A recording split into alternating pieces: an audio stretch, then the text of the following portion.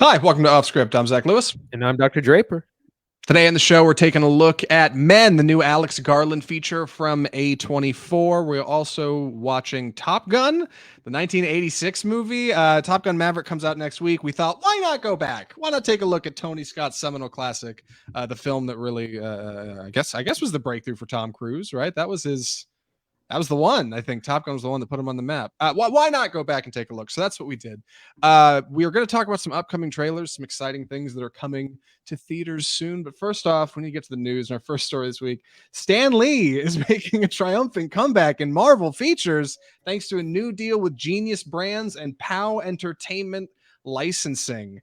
This is kind of an odd story for those who may be out of the loop. Stan Lee passed away a while ago, and while he was, known for creating a lot of the Marvel Comics lore, really Marvel Comics as a whole, and also appearing in Marvel films via like short cameos, it appears now via some digital restructuring or something like that. They're gonna start putting him back in them. Andy, what's going on in this story? No one's ever really gone.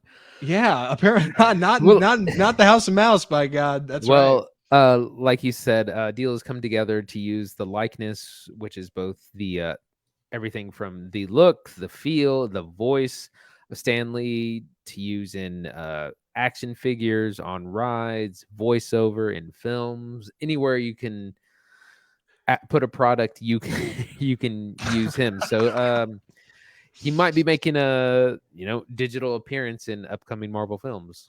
This sounds, I think, pretty bad, and there's a way it could be really like kind of ugly. There's a way to put Stan Lee in movies that I think is tasteful, and there's a way to do it poorly. Doing it poorly would be like poor CGI recreation, clumsy, whatever, kind of stick him in weird spots and overuse Stan Lee. Doing it well would be like having his face on like a newspaper in the background or something, or like having a little cartoon version of him on like a paper ad in a scene, like on a billboard. Like there's a way to, like, I think, tastefully do it. So, I don't know. What do you figure the odds are that's what's happening here? Because I think the headline is really, overblown potentially. Yeah, it's just we'll look to see what this looks like. The way he's kind of brought back, it just kind of feels kind of icky though. Let the man die. Yeah, it definitely, reading this article out of Hollywood Reporter, like, it definitely seems like his family did not. There's nothing in here that's like Stan Lee's wife and kids are excited about this deal. Like, it's very business. It's very, this brand signed this thing with Marvel to do this. So I don't know. I haven't heard any like dissenting opinions from, it seems like, close relatives or members of his estate, I should say. But Stan Lee's going to be in Marvel movies again, so hold on to your hats. Our next story, out of the box office this week, Doctor Strange 2 beats Downton Abbey sequel as older adults appear to continue to be skittish about going back to the movies. Andy, is it because of COVID, or is it because Downton Abbey just isn't all that hot? What do you think? It's a little bit of both. Older adults, meaning those over 40 and especially those over 50, have been very reluctant to return to the theater. The first Downton Abbey made $30 million on its opening weekend. It was a kind of a big surprise, and it was generated or supported by the over 50 crowd. This made about half that much, came in at 16 million for the weekend. And while it was about 50% of the audience was 50 and over, it's still not quite as strong as we'd like, especially for these films aimed at older adults. Of course, Doctor Strange, he wanted to say Doctor Strangelove. Doctor Strange came in at 31 million, but also surpassed 800 million globally. It's now the second biggest opening of the pandemic era after Spider-Man No Way Home. Yeah, which, Marvel's going to continue crushing it, and we're just going to keep making Marvel movies. But the Downton Abbey story is unique because I guess I thought this wasn't going to be as much of a problem. Looking at the success of something like, I don't know, The Lost City, it seemed like, okay, like kind of mid-range adults are heading back to the, middle-aged adults are going back to the theater. But then you can look at the failure of something like Death in the Nile, Kenneth Branagh's latest feature, that really underperformed. And watching the Downton Abbey 2 trailer, that was kind of the vibe I got. I know I'm not in the target audience or anything. I know there's a lot of television shows. I know they've had 1 or 2 movies from Downton Abbey now, but it just seemed like, this is going to be something, you know, older, the older crowd's going to go see, right? They're not going to have much teenagers running to Downton Abbey 2. There's not going to be a lot of memes about Downton Abbey 2. So memes talk, and Doctor Strange has memes. They're going to continue having success, I suppose. Yeah. It's again, these films aimed at older crowds that used to do pretty good business pre-pandemic. They just haven't. I don't know if it's COVID fears or just people have just. I think people have also just gotten very, very comfortable not leaving their houses. Yeah, it just seems like if you're going to spend the money to go to a theater now, you're going to do it on something big, right? You're going to go big budget. You're going to want to see something that's like some big fancy feature and not like, bold cinema, not people just talking in rooms. So yeah, exactly. That isn't anything that couldn't wait for you to see on the small screen at home. Yeah, no, and the fact that people aren't willing to go see art house stuff is a bit surprising considering our next story. Rita Moreno, star of West Side Story, is going to be joining the Fast and Furious universe as Vin Diesel's grandmother in Fast X. Oh my god. Stellar casting from Universal on the new Fast and Furious movie. Andy, hot takes on Rita Moreno. This is so great. Anytime they add a new cast member, it's always like it's just upping like the clown show that is Fast and the Furious. I keep saying it like SNL needs to do like a West Side Story Fast and Furious crossover sketch, something here. When that finally comes out, she was great in West Side Story. She was nominated for supporting actress. She'll be fine. It'll be interesting to see what kind of role she plays. Casting anyone as his, is it mother or grandmother? Grandmother. Yeah, it would be an interesting role to do. So, and she's like 89 or 88, something like that. Like how old is Vin Diesel supposed to be in the Fast and Furious movies? Because the idea of this man's grandmother, like up and about driving fast cars and showing up in films is outrageous. Like, it's like whatever. It's like a soap opera. There's always just people coming out of the woodwork that are related to him. They're digging so deep for family. They're like tapping the grave, right? Like gotta hit up the grandmother. That's who we should get in here. For what it's worth, good for Rita Moreno, man. Like, why not? She did new West Side Story. She's gonna get a paycheck from Universal. Shoot, she'll probably be on set for like 4 days, right? It's not gonna be a big part or anything. Like, good for her. That'll be great. I mean, it might be a big part, but it'll be simply filmed because she's older. She'll probably be sitting in a chair half of it. Like, great, like that. Shoot. Why not introduce her to the Fast universe? Like at this point, it's wheels off. You're right. They should make an SNL sketch. It's a crossover between West Side Story and Fast and Furious. Like anything can happen. The most imaginative series in Hollywood, right? Yeah, it's just a big circus, and they added Jason Momoa. I think he's the villain, I guess, for the upcoming one. Yes. So why not? Kind of who else would you? Dame Maggie Smith could be it. Although you already have Helen Mirren in there. So yeah, and Charlize Theron's in for at least the next one, probably the next two. Man, the Fast universe continues to grow. Keep it here on Off Script for more about Fast X. We will continue covering this exciting bit of cinema right up until the very end. But for now, we need to get to our first review of the episode. Excuse me. Andy's agreed to take the summary on this unique feature. Last week we watched Ex Machina. Leading up to this, Alex Garland's first feature film. We have covered his second film, Annihilation, on the show, but now we're excited to talk about his third movie that's now in theaters. Andy, please take it away. Men. So this is the latest film from Alex Garland, as we said before, did Annihilation and Ex Machina. It stars Jessie Buckley as Harper, who is a woman who goes out to the English countryside for a couple of weeks vacation, get away from the city. We know from the trailer, it appears her significant other has died by suicide. And so she's kind of out in the country collecting her thoughts, trying to just get away from it all, go over what happened. But things get strange right away. As soon as she arrives, she meets Joffrey, played by Rory Kinnear, who's a very strange kind of socially awkward host. He hosts the Airbnb or bed and breakfast rather, and it's a nice big estate. It's out in the country. It's very homely. There's a small village and pub nearby, lots of nature. Um, things get, like I said, things get strange right away. She starts wandering, going on hikes, and it seems like someone is following her, some strange person out in the distance, the shadowy figure that's kind of coming closer and closer to where she lives. It's a little bit of a thriller, a little bit of psychological horror, a lot going on in this movie. Zach, what'd you think?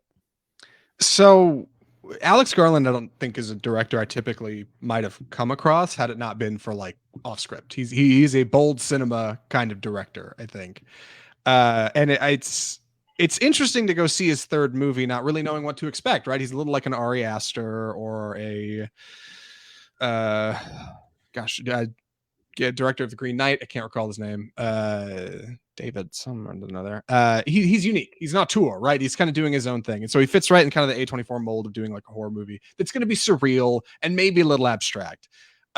Men presents itself as just that in the trailer. It's going to get a little weird. And it doesn't disappoint. I don't think. I'm still kind of working over how I feel about this movie. I think I like it. I think I like it. But I've read some dissenting opinions, and I'm interested to talk about it without being too spoilery, I think. So, where do you want to jump in on this, Andy?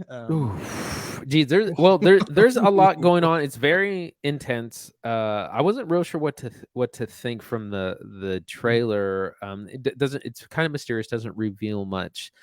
We know that again. Harper is dealing with the passing, the very violent passing of her husband, and that's a lot what the film is about. It's about her dealing with that trauma, and I think as much as it is not her fault, she still feels like guilty and responsible for it, even though like her husband is revealed to be very kind of disturbed and also very toxic. He's blaming her. I mean, he threatens her. He's like, I will kill myself if we get divorced, kind of thing.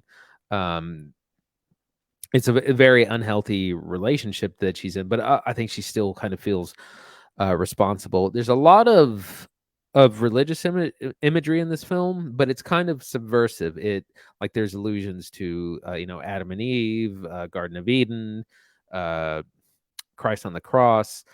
But it doesn't mean what it usually does. Generally, when there's like allusions to crucifixion, it's about martyrdom or self-sacrifice, and that's not really the case in this. It's kind of turns it on those head what these things mean. So that's a really interesting part of this film.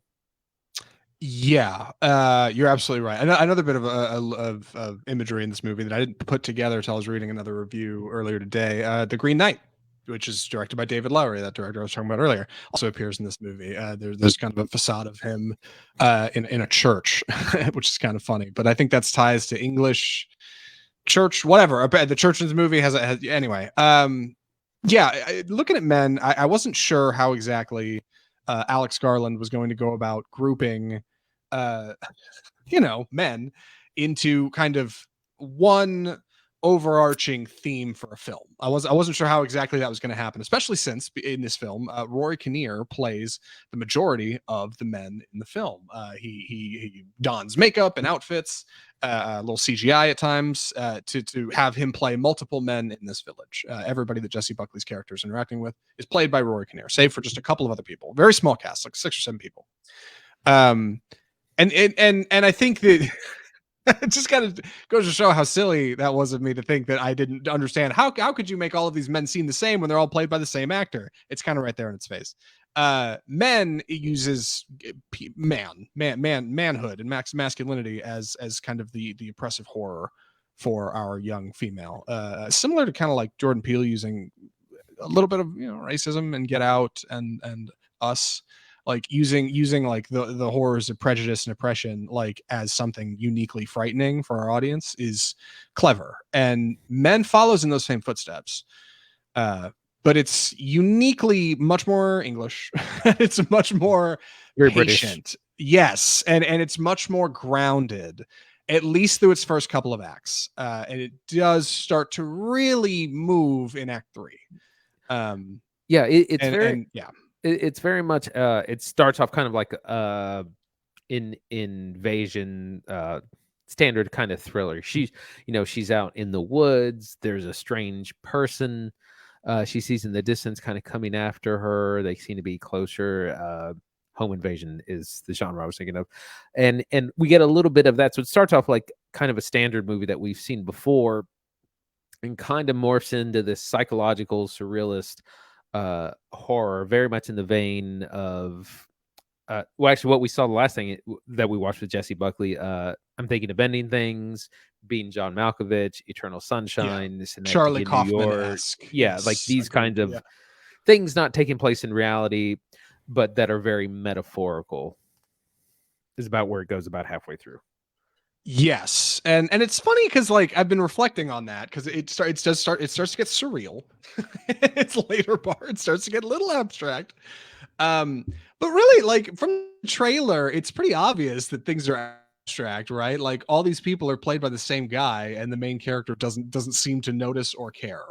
Um, it's surreal from the start, but like for some reason, Men kind of draws you in, and I think the reason it does that is because of its suspense and its tension. Alex Garland is very good at drawing out suspense. Quentin Tarantino used to say suspense is like pulling a rubber band really tight on screen, right, till it's just about to pop, and then just holding it and just waiting for like that tension to snap like a twig. And Alex Garland does that really well in the first hour of this movie. Jessie Buckley is this wonderful young woman who's walking around, the English countryside, figuring herself out. And you're right, she finds this guy. He follows her back, and it's spooky, man. It's eerie. She's like running through the woods. The music's like real good. And then additionally, you get these wonderful scenes where she's reflecting on her time with her husband, and like it's beautifully shot, beautifully scripted, really tense scenes, like really good stuff. Every time it cuts back to one of those, you're really tuned in. Once that all has to kind of come to a head in its climax, it takes a turn for the weird. And I think that's where a lot of people have been getting lost on this movie. Because a lot of the bad reviews I've seen have said Alex Garland's gone too far. It's too weird. It's too much. It's too strange for me, and he lost the plot, and he's just beating the theme of the film over the audience's head in the third act. I don't know if that's true. What do you think? It is Like, it is pretty extreme. I would say this is probably his most extreme film. He deals with yeah, he deals with these themes of kind of the relationships between men and women. In it's kind of a theme in all of his films, or his last three at least. And that's a similar theme here. And this is probably it's his most surreal, most intense, most extreme. It's definitely the pendulum swinging pretty far to one side. That's fine with me. Like, I'd like to see like this, the weirder the better. I can see how a lot of people that you might lose them. He might need to swing back a little bit yeah, man. more towards the center, but I always appreciate someone going for it, seeing something different, seeing something that's like, wow, that was kind of crazy. Yeah, and I think that additionally goes for the script. Like it most of the film focuses on Jessie Buckley's character. Harper is her name, right? Harper. Most of the film focuses on Harper's like feelings of guilt about her husband's untimely demise. Like, and most of that is like put on her, and that's what she carries. But later in the film, like as the film starts to coalesce around this idea of masculinity being like this genuinely oppressive force in a woman's life, it stops so much being about like her guilt and turns into just kind of this like meditative think piece on the oppression of man and masculinity on women and children and enfeebled, like it shifts a little bit. And I think, yeah, like that step away from this like core kind of like oppressive guilt that Harper's feeling into something larger and a bigger theme makes like the audience kind of they just fall off the wagon. It's just like, hold on, you lost me a little bit. And you combine that with some really outstanding visuals, a bit of body horror, a little bit of body horror in Act 3, and like it just people fall off and they say this is too weird, this is too much. It's weird because this is the director director of Annihilation, right? This is the guy who had a screaming bear pig thing. Man, bear, pig, and people that turned into trees, and like Annihilation was wild, but this is a step past that. Like he's really leaning in here. Yeah, it's definitely like you said. It's his most extreme, and his other work is based on previous works. Like Annihilation is based on a novel, a set of novels. Ex Machina, I think, was based on a short story. So that's, I think, his first kind of original screenplay. And you're exactly right. It has these themes of, as cliche as it is to say, toxic masculinity, or these different kind of male archetypes that are problematic to everyone, to the women involved in the story, to the children, to other men in the story. We know the main character, or kind of the first man we meet, Jeffrey, he's socially awkward, but he's also just kind of a timid thing. And there's a section where he's like, well, I'm going to go fight whatever this is out in the yard. Hope nothing bad happens to me. And it's like, my dad said I was not cut out for the military, but here I go. I'm going to prove it wrong. That's like, it's a very like toxic mindset that is just hurting other men. So yeah, just the sentence. My dad said I wasn't cut out for the military. It's like, father, expectations, military service, honor. Like it's, like it really, you could really start to pick it apart. And I've seen people say it's not that deep, and it acts like it's deeper than it is. And I don't think that's true. It's pretty deep. I would say. Yeah, I think Men respects its audience. I do. Like, I think Alex Garland thinks you're a pretty smart individual sitting in the cinema, and he wants to approach you with something interpretive. Like it's I don't know. I guess it feels so ungrounded by the time you get to the credits. You're just like, I don't know what lessons I'm supposed to take away from that exactly. At least that's what some people seem to feel. I feel like I understood the oppressiveness of the emotion he's trying to portray. It's a horror film, right? Like what is scary about masculinity? Well, there's a lot of things actually. Like and wrapping that into a kind of body horror, part slasher, part thriller package. It's kind of neat. Like I don't think it's a bad movie. I really don't. Right. I mean, this, like I said, the movie is heavily metaphorical. He could have done this in a very grounded way if he had wanted to. Like, instead of having all these different characters played by the same actor, he could have had them all played by different ones and all still represent different facets or aspects of masculine culture. But he chooses to go this much more extreme, surreal approach, and it's just kind of a different film for that. And I agree like it's challenging for the audience. I wanted to mention there's also a number of allusions to classical literature. There's references to the Odyssey and the Iliad, possibly Dante's Inferno, the Bible is as well. So that's another thing that he kind of wants you to get thinking of while you're watching the movie. Yeah, Alex Garland is definitely a writer first and director second, and that I noticed that looking through the trivia for Ex Machina last week, but to get ready for the show, he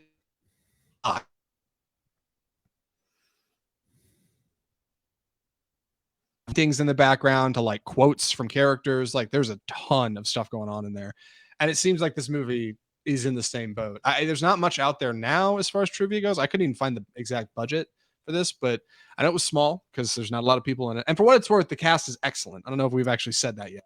Rory Kinnear does a fantastic job of playing a number of different individuals, a few of which who look genuinely different from one another. Some of them they kind of like run together, but like a couple of them, his vicar character versus like Freddie, like very different. Jessie Buckley is a delight. She needs more work. I don't mean for her to get to the mainstream, but like, my God, she's gonna get caught up in the Charlie Kaufman weird, like she'll get thrown in a Marvel movie eventually. Yeah, she's gonna be the Felicia Day of A24 films if she's not careful. Like, she's never gonna get out of it. So everybody's good in this movie. I don't know. Any other thoughts for recommendations? I don't. The music's good. I don't know. I don't really. I don't have any other large musings, I think. Other than I think whether or not we'd actually recommend you watch it. Annie, would you recommend Men? I went to certain audiences. It's pretty intense. It has a lot of graphic violence in the third act. So I would be very careful who I recommended to this. Like, I appreciated the movie a lot. I'm not sure if I would see it again, just because I think I got it the first time. So would recommend it to some audiences. Maybe save it for streaming, which it'll probably hit relatively soon. It's not going to be a big movie at all, but so recommendations with some hot caveats, I think. Yeah, I think I'm in the same boat. Like I think I liked Man. I'm still kind of working through it. There's parts of it that I really enjoyed. But I don't know who to recommend it to. You got to be a certain kind of individual to want to see what's going on in Act 3 here. Like it's pretty gruesome. And if you're watching at home, you might just be like, dude, no. Like I'm getting on my phone. I can't stand this. Watching in the theater was a bit of a challenge. So you should know going in, it is uh, some body horror in the third act. It's pretty gory. Yeah, just be ready for it. And I don't know. I can't say I would recommend this to like all the ladies if that's what anybody was looking for. I don't think Men is like the perfect feature to take your girlfriend to. Far from it, actually, unless she really likes bold cinema. But it's a good Alex Garland movie, I think. Like I'm not going to reflect on this poorly. This is not going to be on the worst of the year list. Like it's pretty good. So yeah, I guess I'd recommend it. God, to those of you who choose to pursue bold cinema, right? To the people who saw like Drive My Car and Moria, go see Neon that. Demon. Yeah, right. Yes. Yeah. Only God Forgives. Like if you're into the kooky stuff, you're gonna like Men. But like if you're just looking for kind of a mainstream horror, I don't know, man. It may not do it for you. With that, we need to jump into our next segment. Going to be taking it easy this week with some upcoming trailers, exciting things that are going to be coming to theaters near you soon that we think you should know about. Andy, what's the title of this segment? It's time for the trailer park. Perfect. First up, Andy's going to take it away with. I'm excited to talk about this one. Actually, I'm glad you got this on here, Andy. Please tell us what this is. All right, our first trailer is called Bros, and this is a gay rom-com that I've heard a lot of buzz about, written by Billy Eichner, also starring Billy Eichner as the main person. I couldn't tell. The trailer's really meta because it's a person, talking about writing a gay rom-com, but I'm not sure if that's necessarily the plot point. Anyways, it looks really funny. Billy Eichner's funny. If you've seen him like Billy on the Street or some of his other stuff, it's a great comedian. And this was kind of a big deal because it's going to be, I don't know, it doesn't shy away from its subject matter, and it looks very fun and funny, and I'm looking forward to it. Zach, what do you think? I'm very excited to see Bros. Bros looks like bold cinema. Like it looks like bold cinema coming to a theater near you, which doesn't happen every day. So when it does happen, I think people should get off their, get out of their seats and go see it, assuming it's good stuff. But we obviously do recommendations at the end. But Bros looks like a lot of fun. It looks really different. And I'm excited to see it. I love the trailer just addressing this head on and being like, gay people and straight people are different, and that's what this movie is about, and that's okay, and we should celebrate those differences. Like that's very exciting. Typically movie theaters just play it safe, right? Typically you got two rebels kissing in the background in a Disney movie instead of like anything being up front and being personal and trying to be honest. I think Billy Eichner's a great writer. Nicholas Stoller previously has directed Neighbors 2, Forgetting Sarah Marshall. It could be good. Could be decent stuff. If I didn't know any better, I'd say it might even be great. So we'll have to see what Bros is about when it comes out in September 30th. So yeah, our next trailer from the mad mind behind Mad Max, George Miller. This is 3,000 Years of Longing. This dropped just last week. It is a really odd looking trailer. There's a lot of imaginative things happening. The IMDb rundown is this: a lonely scholar on a trip to Istanbul discovers a djinn who offers her 3 wishes in exchange for his freedom. Our lonely scholar is played by Tilda Swinton, world-class alien, and our djinn is played by Idris Elba with some makeup and some goofy ear prosthetics. This seems to be a dream-like experience. What was that review for Wes Anderson's The French Dispatch? A freewheel through an imaginative freewheel through a teeming bazaar. That's what this movie looks like from George Miller. This is what he's doing in between Mad Max Fury Road and his next Mad Max movie, Furiosa. God willing, he makes it. Andy, what do you think? I'm intrigued by it. It looks a little bizarre. I love Tilda Swinton, love Idris Elba, George Miller, of course, genius behind Mad Max Fury Road. If his name wasn't attached to this, I don't think I would be that into it because it kind of seems bizarre. And from the description is them basically talking about like the world or future or whatever. And it looks like a whole lot of like, well, this happened in, 2000 years ago when someone else got their 3 wishes. There's a whole lot of that. The costumes look great, like a lot of big set pieces. I just don't really know what the film's going to be about, other than I assume Tilda Swinton gets to do her 3 wishes and something probably goes wrong at some point. But I'm looking forward to it because it's a George Miller product. Yeah, it's an hour 48. That's the runtime listed on IMDb. It cost $60 million to make. Well, who knows? Might be something. Coming up next, we have Mission Impossible: Dead Reckoning Part 1. The most awkward name for a franchise ever. Mission Impossible: Dead Reckoning is cool, but they just had to add Part 1 because this is going to be a 2-parter.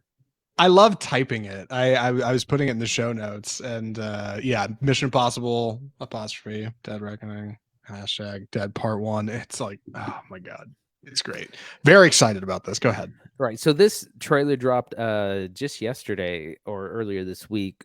Probably not coincidence that Top Gun Maverick comes out this week as well. We don't really get a whole lot of plot. We see a bunch of action scenes. We see Tom Cruise and the gang on horses, in car chases, in fights, with some Bond villain-esque voiceover from a guy that was in the very first Mission Impossible film. And it's cliche like we will control what the world sees as truth, and you need to pick a side. And we get zero story or plot from this trailer. It's basically a bunch of action scenes.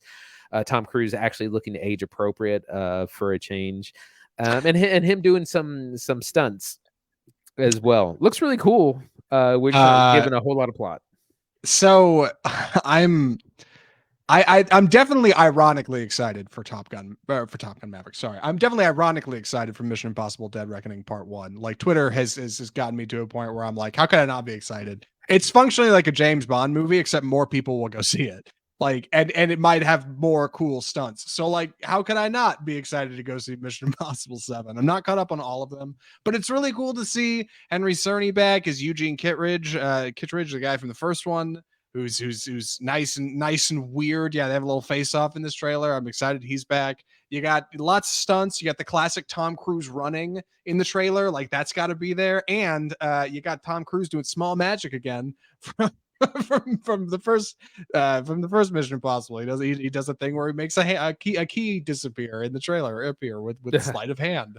Like, sure, Mission Impossible's back, baby. Like, get your popcorn, go to the movie, buy the D-box seats. You're gonna be doing backflips in the front row. It's gonna be amazing. Who can be excited for Mission Impossible Dead Reckoning? This is coming out in July, right? July of 2023. Oh god, okay. 2023. That's a year. What? That's a year away. Like, what are we gonna do till then? Yeah, it's not even July now. Well, it's May. They're advertising this 14 months ahead of time. I didn't know that. Yeah. This is not anytime soon, which means Part 2 will come out in 2024. Well, I was excited. Like, never mind. All those nice things I said, I take it back. It's garbage. I guess I'll have to watch Top Gun in the meantime, which is out next week. All your hype will be lost in time. Apparently, I guess so they're gonna drop a big clip during the Super Bowl, right? They'll do like 2 more trailers, and they'll do like a final trailer, like towards the last couple months. They're gonna run it in front of everything. Oh yeah. This Mission Impossible Dead Reckoning Part 1 is going to be the heat for a minute. And hopefully in the meantime, they're making Part 2. Our last trailer we need to talk about is the new Netflix feature coming in July, The Gray Man. The Gray Man is the newest Ryan Gosling feature. It's been a minute since he's been on screen, but he's back, baby, with a weird mustache. Also starring Chris Evans and Ana de Armas. The Gray Man is I think, an adapted screenplay or a remake. This has been done before, right? Somebody's done I'm this. sure. This is an older story about the CIA's most skilled operative whose true identity is known to nobody, but then who accidentally discovers some dark secrets, and some hitman played by Chris Evans or bad guy is like, we got to kill him. And so they have some whole face off. There's lots of running, lots of explosions, directed by the Russo brothers, directors of Avengers Infinity War and Avengers Endgame. And this is not their first feature with Netflix. They've done a few action-oriented films, and this one kind of looks like it's in the same vein. What's exciting is this is their biggest budget movie ever. It's the most money Netflix has ever put into a movie, and I'm looking for the budget number. Right, $200 million. $200 million they spent on the Gray Man. And you know what? I want to know how much of that went to the writer. That's all. I don't care about the stunts. I tell you what's great, how well the Gray Man trailer plays right next to the Mission Impossible trailer, because it just like it looks so much smaller. It looks so much smaller in scope, and like Mission Impossible is not $1 billion movie. Mission Impossible, no, it's not. I'm not sure how much that cost to make, but I mean, it's just I don't know where Netflix's money goes. This one looks all right? It looks a little like Red Notice. Yeah, like it just I don't know. So we have Ryan Gosling, Chris Evans as a spy versus spy, Ana de Armas also thrown in there as a spy as well of some sort. Again, big stunts, but this looks like a crossover between Mission Impossible and kind of Fast and Furious. There's some car stuff going on as well. I like those three, so I'll probably watch it, but it looks totally forgettable. And again, the biggest issue of most of these Netflix movies for me is always the writing. Like the storytelling is usually really mediocre. They spend money on stars, they spend money on special effects and action scenes and things like that, and they really kind of cheap out on the writing process. Yeah, it's weird. Netflix has not done a lot of marketing around the Gray Man. Twitter pointed out quickly, like a couple days after it came out, that they'd only released like 2 character posters, and then they found a third one on some site somewhere, and nothing about their star Regé-Jean Page, who's the breakout star from the first season of Bridgerton, like who left that show because he's making a bunch of money. Like this is the first thing he's done since, and they have in no way advertised it. I guess I'm hoping they're going to advertise more for Gray Man because like Netflix's marketing is already really poor. We'll see what happens. But I just wanted to talk about this odd anomaly of a Netflix movie coming to you on July 22nd. And that is it for Trailer Park. If you've seen, by the way, if you see any exciting trailers on the internet and travels, or you go to the theater and see something we haven't talked about, send it to the show. Mail it, Offscript Film Review. Write in, tell us what we need to talk about, and we'll talk about it. We will read correspondence on the air, assuming it's, clean and family friendly. I'm kidding. We'll probably read it regardless of what it is. Lastly, we need to get to our final review of the episode. I'm going to be taking the summary on this, so please excuse my clumsy delivery for the 1986 classic that, as far as I know, put Tom Cruise on the map. The movie is Top Gun. So, Top Gun is the story of Pete Mitchell, codename Maverick, at flight school. He is a hotshot 24-year-old pilot who don't take no shit from nobody, except for his, he's a loose cannon. Goose. That's right, he rides behind him. That's right. God, yeah, he's great. Maverick and Goose get accepted to the Navy's flight school out in California called Top Gun, where they are going to be training to be best of the best in the world against the best fighter pilots in the world. And once Maverick and Goose arrive at school, they discover that there's some rivalries to be had with a very fun Val Kilmer playing Iceman and a couple of jerk officers above them who think they're too dangerous. Maverick, you're gonna get somebody killed, and maybe even a little bit of romance with Meg Ryan and Kelly McGillis as Charlie. This is the 1986 film we're talking about. Top Gun Maverick comes out next week, and it's worth mentioning. I didn't know this. This movie was the highest grossing film of 1986. This movie bumped the Navy's recruitment for years. They saw a tremendous bump. Apparently, the Navy was setting out booths outside the theaters to grab like excited dudes coming out and be like, "Hey, sign up to be a fighter pilot, kid," and it worked. My God, Top Gun was a really big deal. Oh, Top Gun heralded in VHS tapes. VHS tapes before Top Gun were about $100 to buy at home, and Top Gun signed a deal with Pepsi to put Pepsi ads in front of the movie on the VHS tape because they made so much money from Pepsi. They had discounted VHS tapes, and they made VHS tapes possible. Top Gun heralded in home media. This is a huge movie. This is a big deal. Top Gun was really big. And I'm excited that we're talking about it on the show. Andy, what do you think of Top Gun? Well, as you pointed out, it's definitely a propaganda machine. But it sure is. Yeah, that it is. Yes. But I mean, that doesn't mean it's not a classic film, and that's why I was glad we watched this, because it's a classic piece of Americana at this point. One of the movies that made Tom Cruise risky business. He had done Risky Business before this, so he was already up and coming and well known. But it's, I mean, I had never actually seen this all the way through. I'd seen bits and pieces because it used to come on cable all the time. But yeah, it's got everything. You got action, you got romance, you got rivalries. You got it all. That's right. And it's funny because it's really kind of cliche. Like, you know, there's a bunch of military cliches that happen. It's really pretty predictable, but it is well made. It works really well. It's funny. It's clever. There aren't any huge surprises. When I went back and read the Roger Ebert review from 1986, and he was like, the action's great, everything's great until people have to talk to each other. So he like wasn't a fan, Yeah. but you can't deny like that it was a huge crowd pleasing movie, easy to get in, likable characters. Again, it made a star of Kelly McGillis as well, who would also go on to make things like Witness with Harrison Ford. It's a well-made movie, good action, kind of cliche characters. You do, like I said, you still do have to acknowledge it is a propaganda film, but that doesn't mean it can't be a good movie. Yeah. It's important to acknowledge that. So there's a ton of IMDb trivia about Top Gun. If you didn't get that from my crack about the VHS tapes earlier, and apparently the production of this movie was pretty loose. It's directed by Tony Scott, brother of Ridley Scott. I was excited to find that out. Tony Scott worked directly with the U.S. Navy to get access to F-14s, fighter jets. They worked off an aircraft carrier off the side of the coast at one point. Like, they got a lot of stuff. They even got clearance to fire 2 F-15 missiles, which you see in the film. Wow. That was it. That's all they could get. But the Navy was like, yeah, we'll let you fire 2 and you can film it. They worked with Lockheed Martin to develop camera rigs that would go on the side of these planes so they could film stuff at fast motion. And for the most part, like, it pays tremendous dividends in the action. Often our actors are filmed in cockpits, not always, but a bit. Apparently a lot of people were getting sick on the set when they were trying to film in cockpits, so they didn't do that too much. But a lot of like in your face, like almost gonzo action, right? Like up there in the sky doing stuff.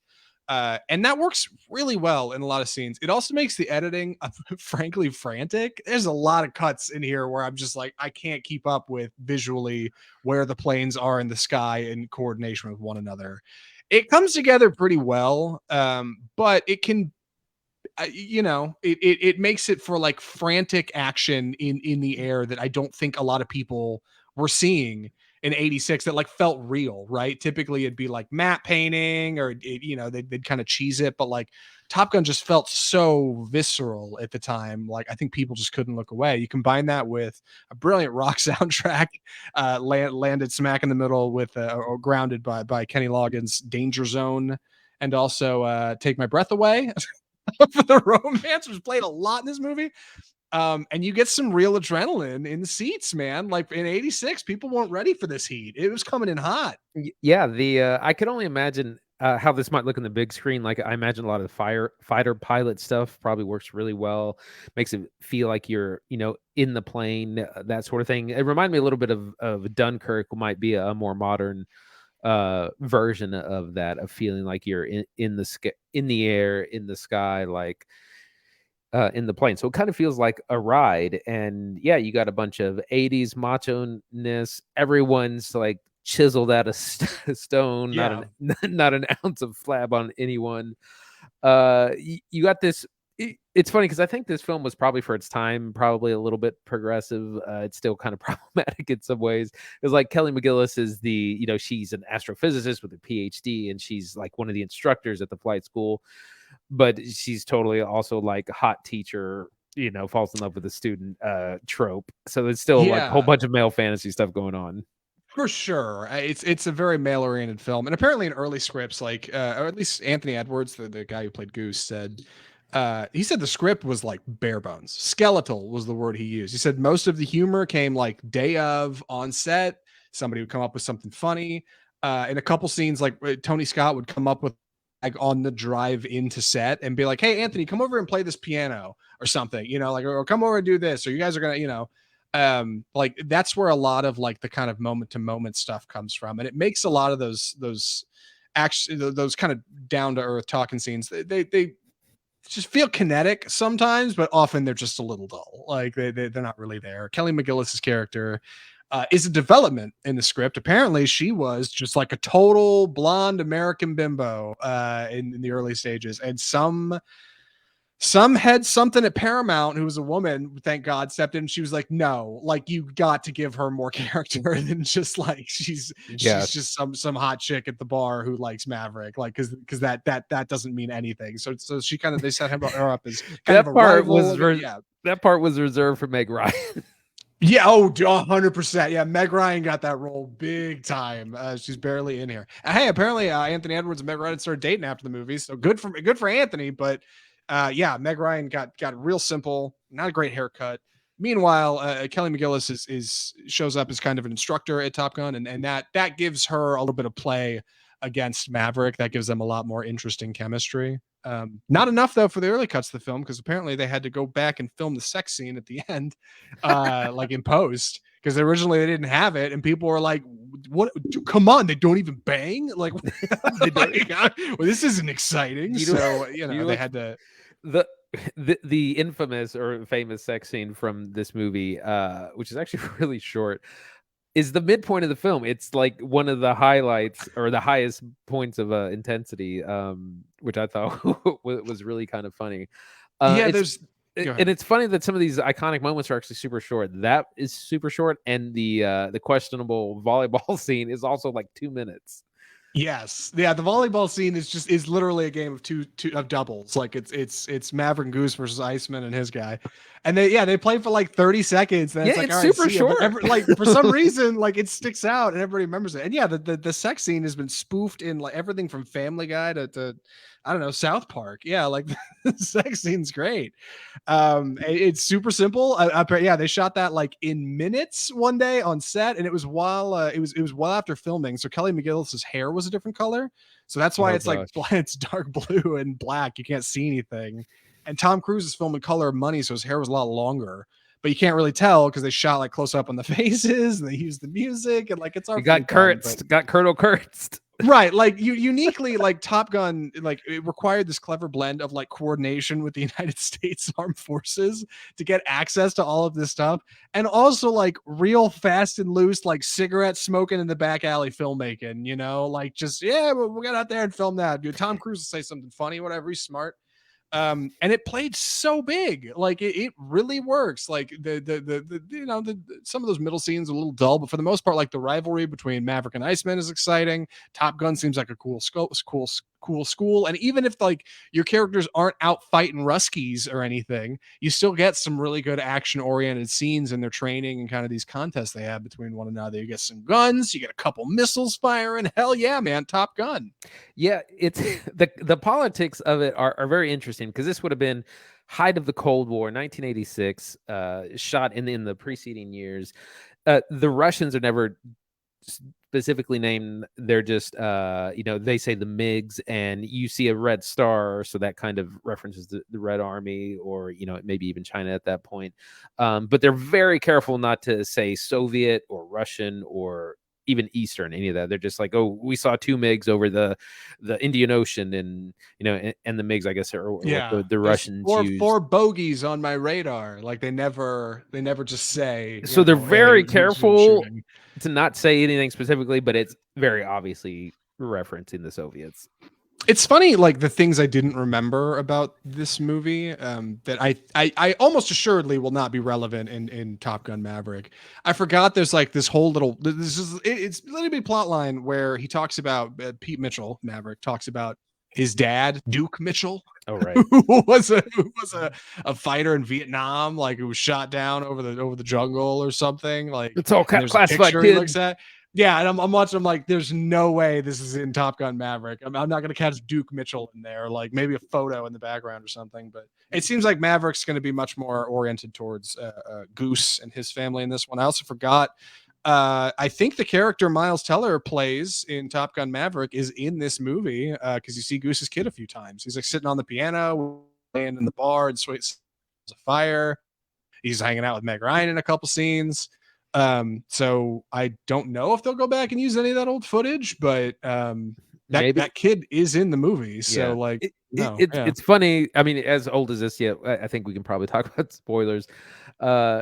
The movie takes kind of a hard left on going into Act 3 with the death of Goose in an accident. Oh Jesus! Because he's probably Oh, he's the comic relief. He's one of the most likable characters in the movie. A lot of laughs, and then just takes a hard right.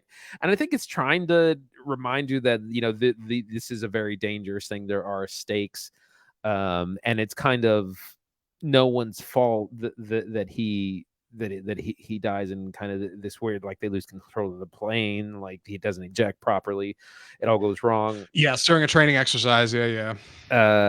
But it's just kind of like, oh, I wasn't expecting that. It gets real, and then Maverick doesn't know what. I don't know if I can ever fly again. Well, we need you, kid. Got to get back up in the sky.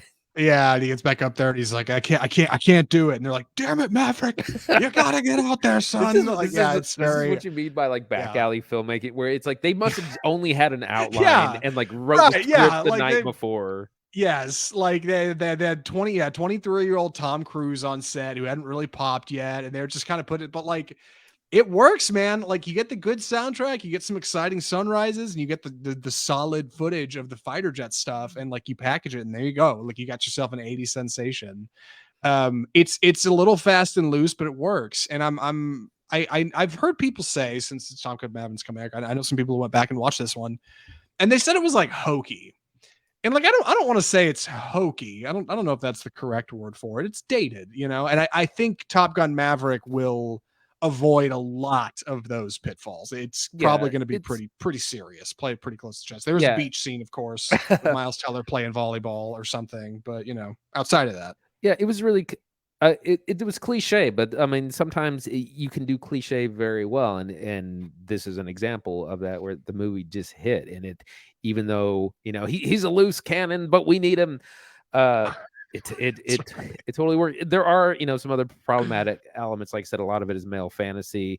There are two women in the film, both one of which is just widowed wife, and Kelly McGillis, who while being an instructor, she's also falls in love with her student. There is almost zero representation. There is one black fighter pilot who doesn't show up till Act 3. So that's what we've aviators in every single scene. I don't think you ever actually exactly. But to be fair, everyone's wearing their glasses all the time. Some Iceman's inside the club with his aviators on. So it's also a real sweaty movie. I don't know if I ever noticed that. Like, everyone's constantly sweating in each other's face. Yeah, there's a whole bunch of literature about like the homoeroticism within the movie as well. But yeah, everyone's like dripping wet all the time. Yeah, it's a lot of fun. Solid performances. I should also say, like, a special mention for Val Kilmer as Iceman. According to IMDb, he did not want to do this movie, but was contractually obligated. And thank God he did, because it's one of his most iconic roles. He's great in it. He's rock solid. Really enjoyed Michael Ironside. And where is his? I'm scared. Maybe that's him. Yeah, the principal from Back to the Future. the guy smoking a cigar in the control room in this movie. Like yeah. I can't remember his name, but he's fantastic. There's so many James like Tolkien, that's his name. James yeah, Tolkien. God Yeah, he's great. damn it, Maverick. There's Yeah, so much damn of it, that. Maverick. Yeah, perfect. That's what I imagined Tony Scott was doing, like just off screen. He was like sitting there with a cigarette, like cut. All right, yeah, perfect. We'll cut that in. Like just the most like gonzo movie making. Just throw caution to the wind. And sometimes you come out with a hit. I don't know. I'm sure there was more to it than that. Obviously, it's a lot of coordination to make a movie like Top Gun, but for what it's worth, it stood the test of time. I think I understand why it was a big deal. Like it hasn't aged great now just because it is dated, but I think Top Gun Maverick is going to bring a lot of people around. I think a lot of people are going to be excited to go back and see what this one is. Any other thoughts? Well, I was going to Andy, say for recommendations? we will be seeing it in Glorious D-Box on Oh, that's Friday. right. Yeah, for those of you who $21 don't know, tickets. yes, that's right. For those of you who don't know, this is a global show. Our local Cinemark movie theater has an option called D-Box, where you go beyond the screen for an additional like $18 per ticket, and you sit in a seat that I've never done it. Andy, you've done it once. What is it exactly? So it's a little bit like a little ride. It's a seat's a little bit bigger. They're red in the Cinemark theaters, and they do things like rumble. They kind of move and twist. They shake. So they give you like the 4D experience. You get sensory things that sync up with the film. I did this. I was really skeptical of this. I thought this was like a huge I'm gimmick. a little skeptical, but you said it was right. Go ahead. So I did it with Fast 9. I saw it in this because a friend of mine really wanted to see it in D-Box. I was like, okay, fine, we'll do it. And it was actually a lot of fun. It's really cool. It's definitely worth it for certain kinds of movies. Like a big action movie like this is going to be perfect. But yeah, it's you pay a premium, but you get a premium experience. I can't wait for Top Gun Maverick to rip my popcorn out of my hand. I hope that movie starts and I just get thrown straight back into the ceiling. Like I hope it is the most exciting bit of cinema we see all year. I really do. Like I from early reviews, it seems really positive. They're on track to make a ton of money, right? That's tracking for that's $100 what people are million saying. opening. So Good God. Yeah, Top Gun Maverick might just be the movie of the summer. But for now, we need to get to recommendations. Andy, would you recommend 1986's Top Gun? Yeah, I would from a historical perspective. It's an iconic movie, was very culturally relevant in the 80s. Like you said, was affecting Navy recruitment for several years. It helped make the career of Tom Cruise and Kelly McGillis. Very important film within American cinematic history, and it's a fun movie. It does have some issues and some problems because of the time that it was made, but overall, it's a fun time. Yeah, I'm firmly in the same camp. Top Gun, a ton of fun. You could throw this on. Your parents would like seeing it again. I think younger folks might be like, "What is this hokey garbage?" But it's young Tom Cruise, and Tom Cruise is uniquely still relevant. Why not? Like, what better time to go back and see Top Gun than leading up to or following the screening of Top Gun Maverick? Go check it out. It's on Netflix. If you don't have Paramount, good news.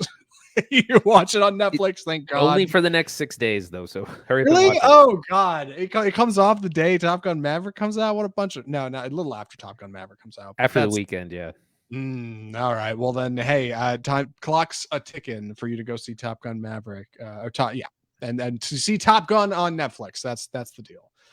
And with that, that about wraps our show. Andy, what are we watching next week? Well, as we just said, Top Gun Maverick, the sequel, almost 40 years in the making. Right. That comes out this Friday for the long Memorial Day weekend. It's probably going to be pretty big. Some other notables are the Bob's Burgers movie that comes out this Friday as well. And then on HBO Max, in case you miss it in theaters, Fantastic Beasts: The Secrets of Dumbledore will be all 2 hours 20 minutes of its glory will be available on HBO Max on May 30th. So that's what's coming out this weekend. We're not sure what our second movie is going to be just yet. Maybe find something streaming. I'm gonna be honest. Andy suggested potentially Fantastic Beasts. It wasn't like a hard press or anything, and I want to know what the runtime was because I just don't know if I can commit. You kind of want to see it, Andy? Are you? Yes, I am interested. Why? because I think I'm the only person like following what's happened in each movie and want to see like, well, I know what's happened in the first two. I want to see what happens. I guess maybe you can give me a recap. But not enough now, to of have course, gone won't and put you see on it the in spot, theaters. So yeah, I don't recall enough about the plot of either two to really want to know what's going on next, especially because Catherine Waterston's not in it, so they completely dropped that plot line. I guess I don't know. I do want to see Bob. Go ahead. I was gonna say Catherine Waterston was like the hottest new actress for like 3 years, and like she was For a minute. she was in Fantastic Beasts 1 and 2 and Alien Covenant, and now she's like nowhere. That's right. I'm telling you, Jessie Buckley is like right on that cusp. She needs to hit it and then just ride over that, get her Oscar, and then tap out. That's the way to do it. Then you go do plays for the rest of your life. I'm iffy on Fantastic Beasts. We may end up watching it. I can't say my wonderful formerly Harry Potter loving wife is gonna want to go see that with me. But Bob's Burgers movie I do want to see. It's the week after. I think we might hold off and wait a week so we can fill out the calendar the following week with Bob's Burgers and maybe David Cronenberg. But that's for future episodes. If you liked this episode that we did today, the best way you could let us know that you liked it is to go to your favorite podcast distributor, iTunes, Google Play, Spotify, iHeartMedia, wherever you're at. Tune in, Castbox, Deezer, Cast FM, and subscribe. Just subscribe to get new episodes of Off Script delivered straight to you every single Tuesday when we do them, except for this week because that was a Wednesday. We're also on Facebook where we live stream our show every Tuesday, unless it's a Wednesday like today. We're on YouTube where we upload our live streams. We're on Facebook. We're on Twitter. We're on Instagram. You can find us on all the usual social media platforms. You can give us a follow there. We're around. We do stuff. And you can check out our website, offscriptfilmreview.com, for reviews, interviews, clips, and additional cool content. Also, if you're subscribing, leave us a rating and review, which please, just for us, just for you boys here at Off Script, we'd appreciate it. Yeah, please. Appreciate it. It'd be very kind of you. From all of us at Off Script, the home of bold cinema, I'm Zach Lewis. And I'm Dr. Draper. Thanks for watching.